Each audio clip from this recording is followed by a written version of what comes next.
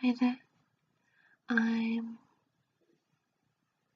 Nikki from the One Woman series of books, and today I wanted to take the time just to read a few pieces out of the second book in the series, One Woman's Private Life Shared. This is a short read book made up of fairly short chapters about the stages in life that I've gone through, whether it be as a mother or a daughter or a wife, and the different feelings and emotions that I've certainly experienced, and I know many of you have as well. It's sometimes comforting to know that you're not alone. In this book, I have covered times when I was either stressed or suffered depression, partly through running my business or postnatal depression, and times also where someone that you love is unexpectedly taken from you. It's also filled with affirmations, things that help me, and I believe if we can help each other, then we're all on the right path to happier days. So I'm going to pick a couple of bits to read.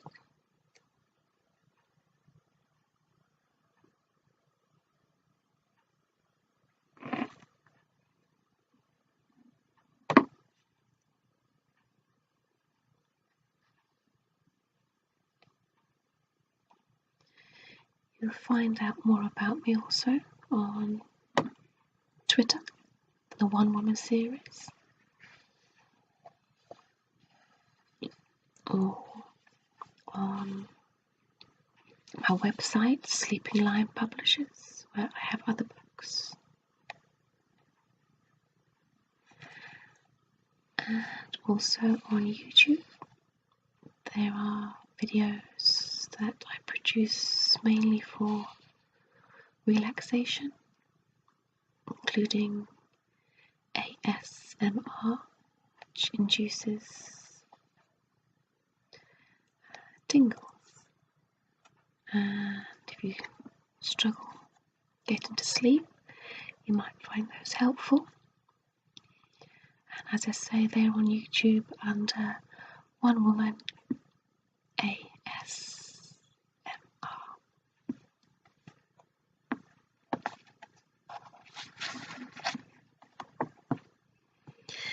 This piece is from the chapter On My Own.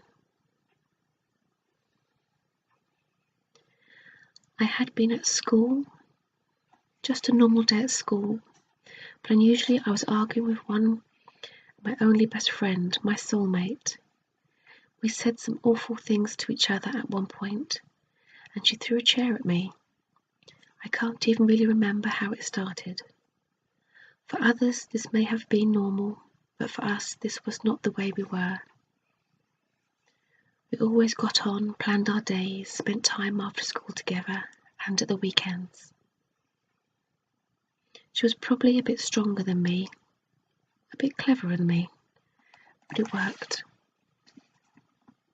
She had a horse that she adored, and I was not a horse person at all, and yet after school I would go to her house and help her clean out the horse shed, come rain or shine.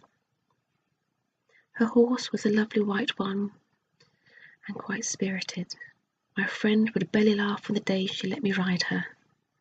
I was so unnatural, and the horse scared the hell out of me.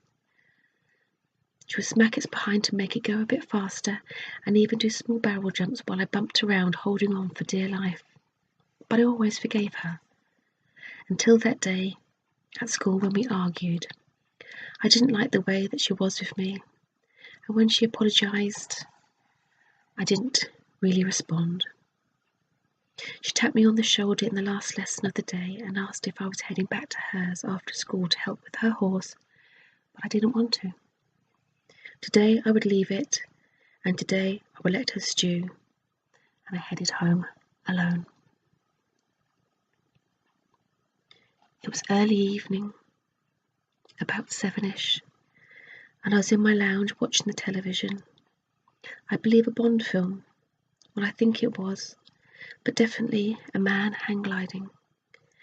And that man hang gliding I watched for what seemed a lifetime. As in the background I heard the phone ring and my mother answer. I could hear the conversation, but knew something was wrong. Rather than talking, there was silence. I continued to stare at the man hang gliding with a sense of dread in my body until I heard my mother sit down in the dining room next door and sob. I got up and cautiously walked into the other room. The look in her eyes I will never forget. It was a look of a loving mother who normally protected their child from the harshness of the world, but now she couldn't. I sat down. I was then told that my dear friend had been killed that evening on her beloved horse while she took it out for a ride on the road just minutes from her house. She had died instantly and did not suffer, and her horse was put to sleep due to the severity of the injuries. The pain that cut through my throat and down to my heart was a pain like I had never felt before. The tears poured down my face and I thought I was never going to stop crying. I had lost my friend, my one true best friend. My friend that I had normally laughed and joked with, but on that day had departed, and we had parted on bad terms, and now I would never get the chance to laugh one more time. It goes on, but that's an excerpt from On My Own, from the One Woman's Private Life Shared. So I flick slightly on.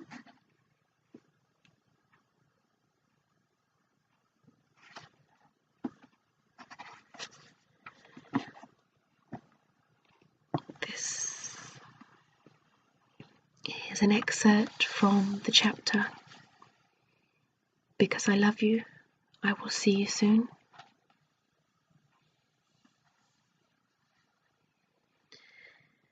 I left with just my suitcase after kissing my daughter goodbye in our home.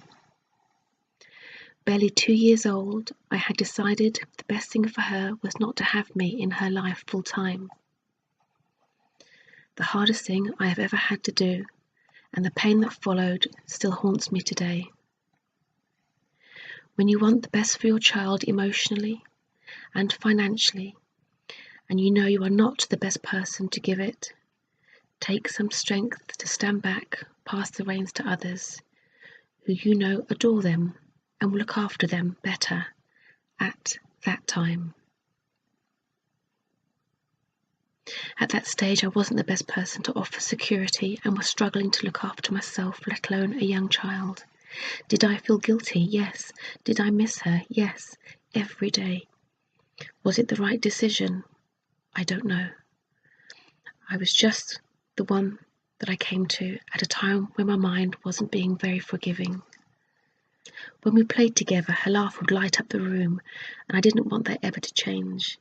And if she had seen me as she grew older, sliding down a wall in desperation and tears, and for her to think that that was normal, would have been a darkness that no innocence should ever see.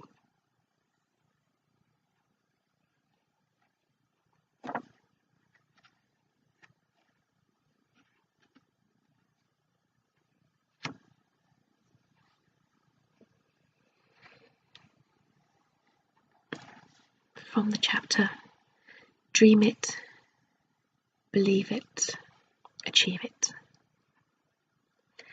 It is important when the wind changes your direction that you don't go too far off where you have planned to go.